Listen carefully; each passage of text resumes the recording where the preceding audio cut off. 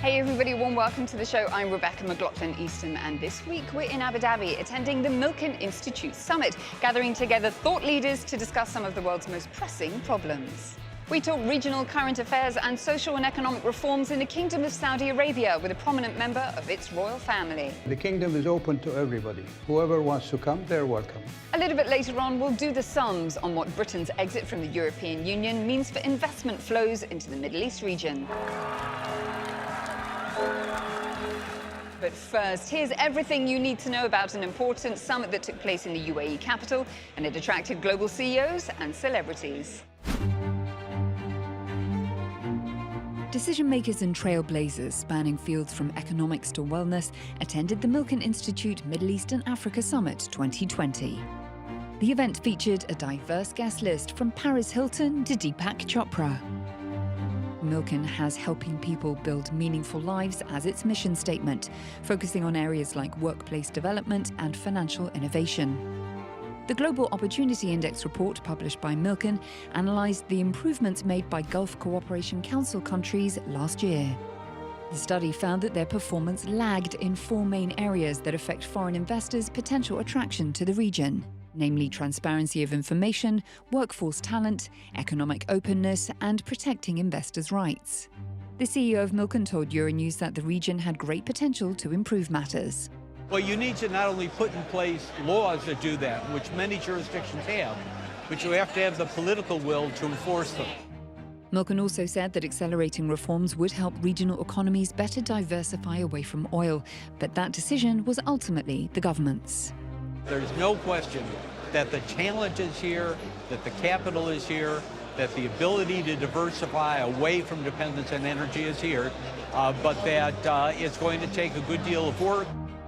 The Milken report also pointed to events like Expo 2020 in Dubai and Saudi Arabia's presidency of the G20 this year as unique opportunities to attract international investments.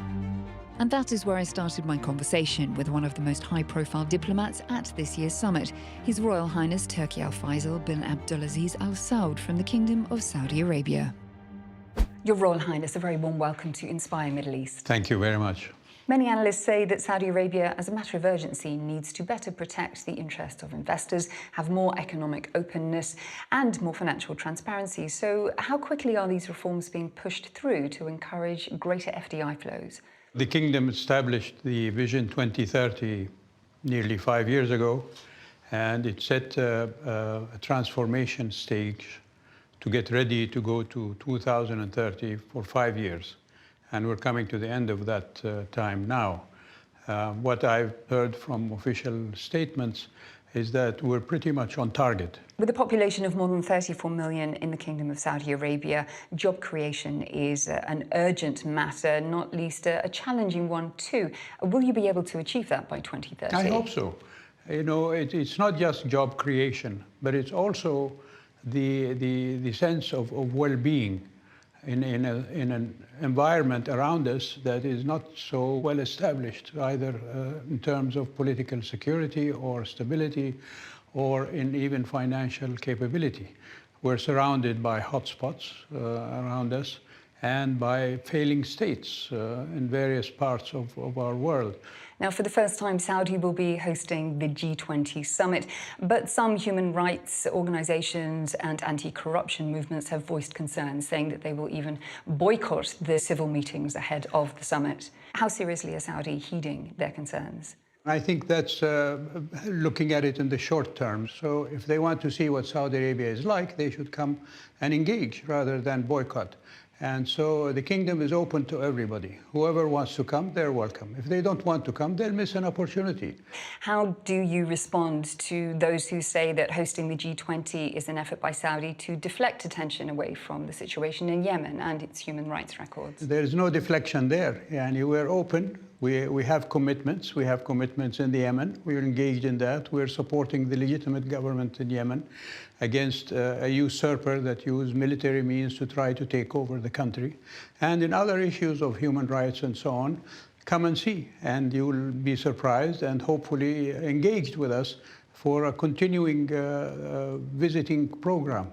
Do you ever foresee a time when the Kingdom of Saudi Arabia will have independent political parties and even embrace trade unions? The future is in the hands of our young people. If they want to go that route, that's their option. My options are almost finished. Looking upon the past is not necessarily the thing that I want to do, but I want to see the future for my children and grandchildren, and I would like them to be living in an area of stability and security. So many of the social reforms in Saudi Arabia have been widely embraced by the people in the kingdom, but not everybody. How do you keep both sides happy in what was formerly a very conservative kingdom? There will always be those who have a different view of development in any country, not just Saudi Arabia.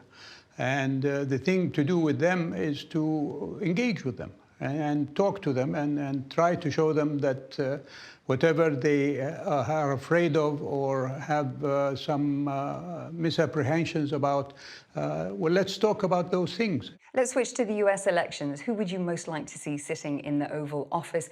Who would best represent Saudi's interests in terms of US foreign policy?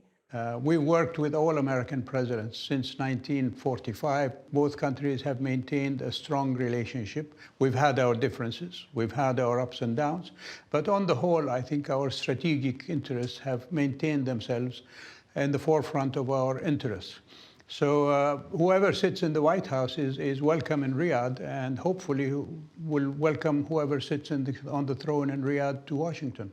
Can I get your opinion on the current tensions between the US and Iran? Well, I hope there's not going to be conflict.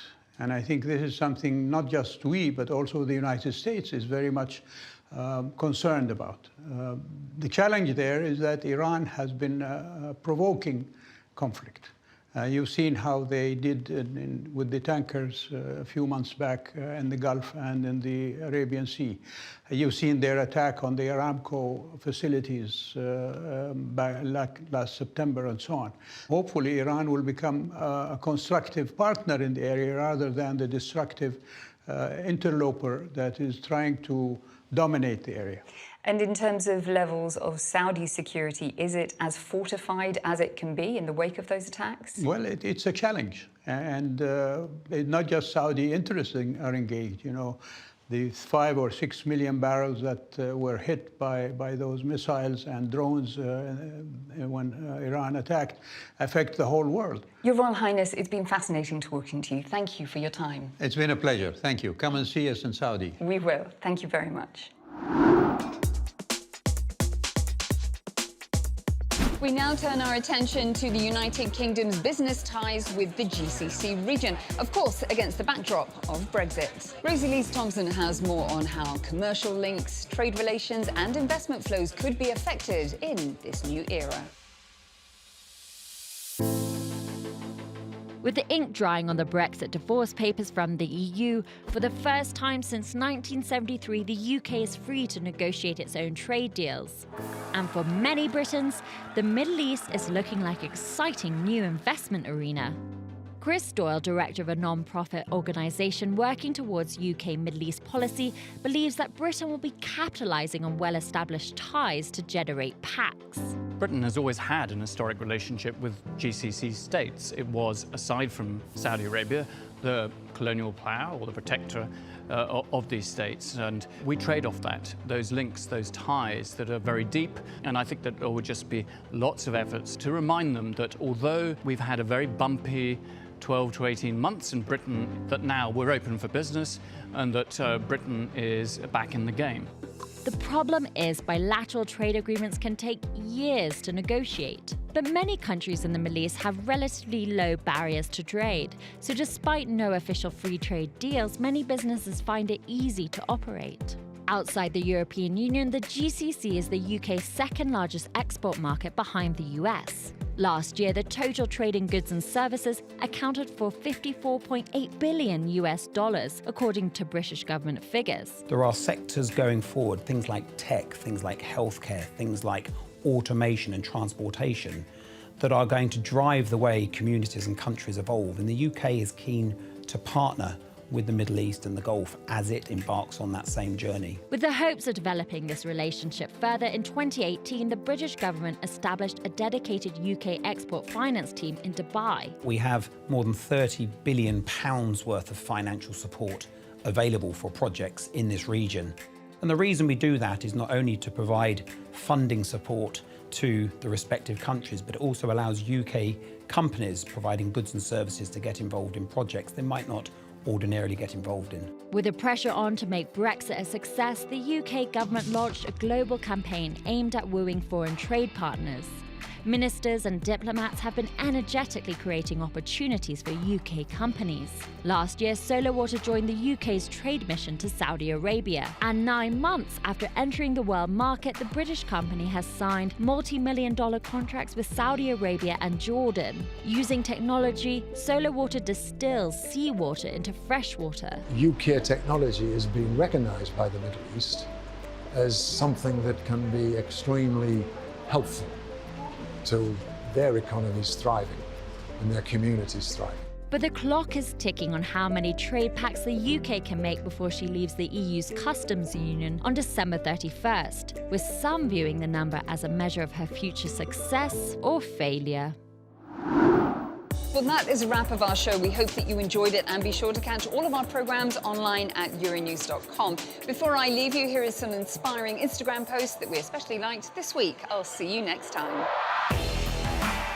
Intisar al-Sabah, a member of Kuwait's royal family, shared this photo of, quote, a group of power women during the Milken summit. And Nithin from India was delighted to bump into Deepak Chopra, whom he considers to be a legend.